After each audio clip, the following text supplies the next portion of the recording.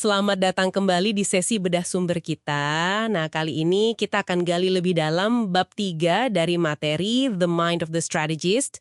Fokus kita nih spesifik banget, memahami apa itu faktor kunci keberhasilan atau KFS, Key Factors for Success. Kita pengen ngerti gimana caranya memusatkan sumber daya yang, ya namanya juga sumber daya selalu terbatas, itu bisa jadi semacam senjata rahasia buat unggul.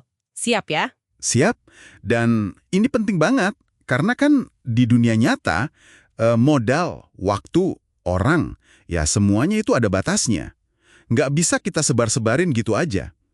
Kalau nyoba ngerjain semuanya sekaligus, biasanya ya hasilnya jadi biasa aja. Nah, bab ini ngajak kita mikir, apa sih yang benar-benar penting, yang benar-benar ngaruh di industri Anda?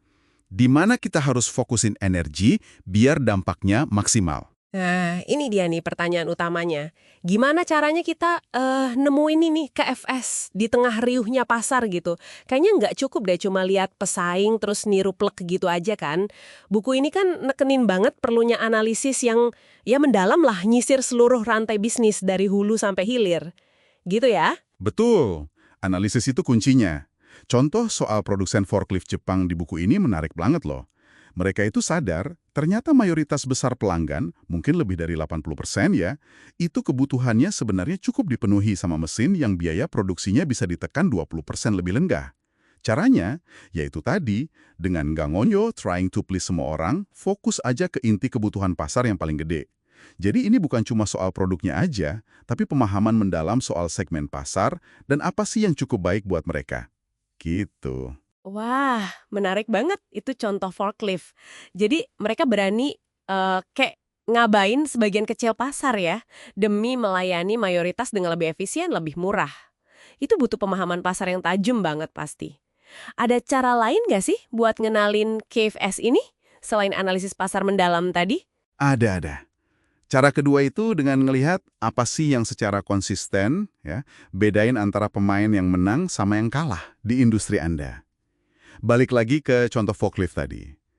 Ternyata jalur distribusinya itu, wah, beda banget sama truk biasa. Perusahaan truk nih yang coba-coba pakai jaringan distribusinya buat jualan forklift, malah kehilangan akses ke sekitar 70% pasar potensial. Begitu juga sebaliknya. Ini nunjukin kalau KFS buat distribusi aja bisa spesifik banget dan beda. Padahal produknya kelihatannya mirip kan? Gagal ngenalin bedanya KFS krusial kayak gini, ya, bisa fatal akibatnya. Tapi kalau kita cuma lihat pemenang gitu nggak berisiko jadi ikut-ikutan aja ya? Gimana kita bisa yakin itu KFS yang sesungguhnya, bukan cuma taktik sesaat yang lagi mereka pakai? Pertanyaan bagus itu. Ini bukan soal niru taktik di permukaan aja ya, tapi lebih ke memahami kenapa strategi mereka, entah itu distribusi atau fokus biaya, kok bisa berhasil. Apa sih fundamental pasar atau pelanggan yang mereka manfaatin? Nah, analisis pemenang pecundang ini bantu ngarahin perhatian kita ke area-area yang potensial jadi krusial. Buku ini juga kasih contoh lain kan, gimana KFS itu bervariasi banget antar industri. Kalau buat lift, katanya servis purna jual itu harga mati. Semacam tiket masuklah ke industrinya. Tapi kalau buat produsen minuman soda, mungkin banget efisiensi teknologi produksi yang jadi pembeda utamanya. Jadi Anda emang harus nemuin titik ungkit spesifik di arena Anda sendiri. Oke. Jadi kita udah identifikasi nih potensi KFS. Bisa lewat analisis pasar, atau ngeliatin siapa yang menang, siapa yang kalah. Terus, habis itu ngapain? Nah, ini dia bagian yang seringkali lebih susah loh. Ngidentifikasi itu satu hal, tapi tantangan sebenarnya itu adalah keberanian. Keberanian buat ngambil apa yang disebut keputusan strategis. Maksudnya, ya berani bertaruh besar. Berani konsentrasikan sumber daya yang signifikan, uang, orang, perhatian manajemen, ke satu atau dua fungsi KFS itu. Dan melakukannya dari awal.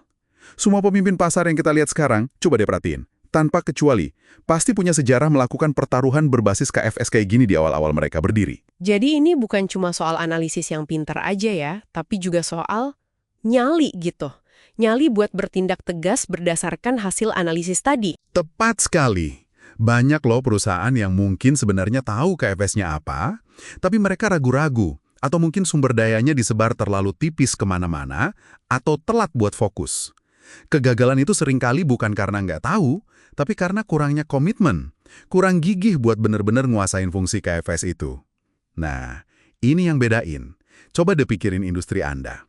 Ada nggak sih faktor yang sering dianggap biasa aja, padahal sebenarnya dampaknya jangka panjangnya luar biasa kalau bener-bener dikuasai? Oke, jadi intinya nih buat Anda yang dengerin, kayaknya benang merahnya soal konsentrasi strategis ya. Lupakan deh nyoba jadi hebat di semua lini. Kayaknya nggak mungkin juga. Temukan satu atau dua area yang jadi jantungnya kesuksesan di bidang Anda, terus ya udah curahkan energi sama sumber daya secara nggak proporsional gitu ke sana. Jadi bukan cuma soal fokus, tapi juga berani bilang enggak ke banyak hal lain yang kelihatannya penting, demi ngerahin semua kekuatan ke KFS yang sebenarnya itu. Iya, betul. Dan ini membawa kita ke sebuah pemikiran penutup nih buat Anda renungkan. Coba deh, pikirin satu bisnis atau perusahaan yang Anda kagumi banget. Bisa nggak nebak atau ngidentifikasi kira-kira KFS apa sih yang mereka jadiin fokus utama di masa-masa awal mereka? Seringkali loh, dominasi mereka sekarang itu ya buah dari konsentrasi awal yang berani itu, bukan karena mereka dari hari pertama udah sempurna di semua aspek. Nah, pertanyaannya sekarang buat Anda. KFS apa yang bisa jadi pertaruhan strategis Anda berikutnya?